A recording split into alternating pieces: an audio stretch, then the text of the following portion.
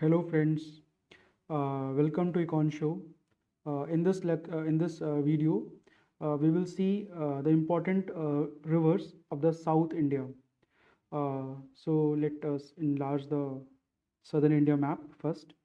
We will begin from the river Godavari.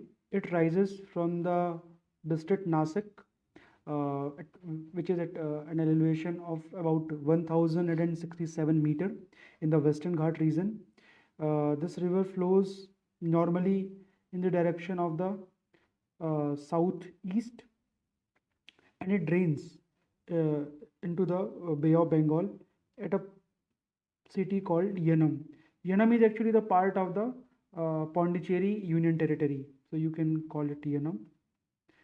So Yanam is a part of Pondicherry Union Territory. Second important river is river Bhima. River Bhima originates from the Bhimashankar temple in the Bhimashankar hill near the Khed taluka of the Western Ghat of the west near the Sayadri in the Puri district. So it is near the Puri district. So it actually flows in the southeast direction. Then about after 800 and something 60 kilometer, it meets the river Krishna. The river Krishna rises in the state of Maharashtra again with an elevation of about 1300 meters. It moves in this northeast direction, then it flows in the state of Telangana, and finally in the state of Andhra Pradesh, and drains into the Bay of Bengal. Third important river and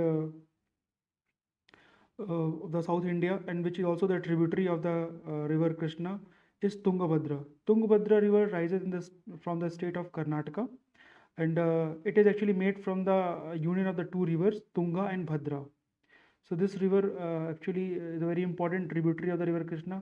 It meets the river Krishna in the Telangana district, and the water from this Tungabhadra river again unites with the river water of the river Krishna, and it becomes the part of the larger ocean that is called Bay of Bengal. Then another important river of the South India is river Kaveri. River Kaveri rises from the Brahmagiri hill from the state of Karnataka. That Brahmagiri hill is located in the Kodagu district of Karnataka.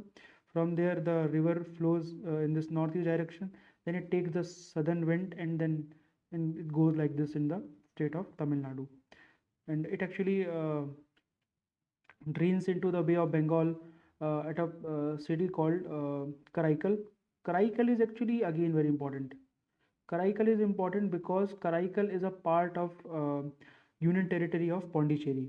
So it is important, and for that matter, River Kaveri is itself important because there has been lot of disputes between the state of Karnataka and Tamil Nadu regarding the water sharing agreement. How much water has to be shared with Karnataka, and how much has to be left for Tamil Nadu for its use and for the perennial flow. There are three other important rivers. Let me take you one by one. One is called the river Penna. It rises from the Nandi hill. It moves in this northeast direction and then rounds like goes into this Bay of Bengal. And this Penna river is also called Pennar river. So let me give it a full name because name would be confusing in here, and they are important. Second important river is Palar river. It again rises from the Nandi hill from the state of Karnataka. It again flows in the eastern direction and joins the Bay of Bengal here. So it is actually the Palar river. Let me write river here. And other is Punaya river. It again has the same origin, that is Nandi hill of the from the state of Karnataka, and again it flows in this direction and drains in the state of Tamil Nadu, and finally drains into the Bay of Bengal. So this I should say as Punayar.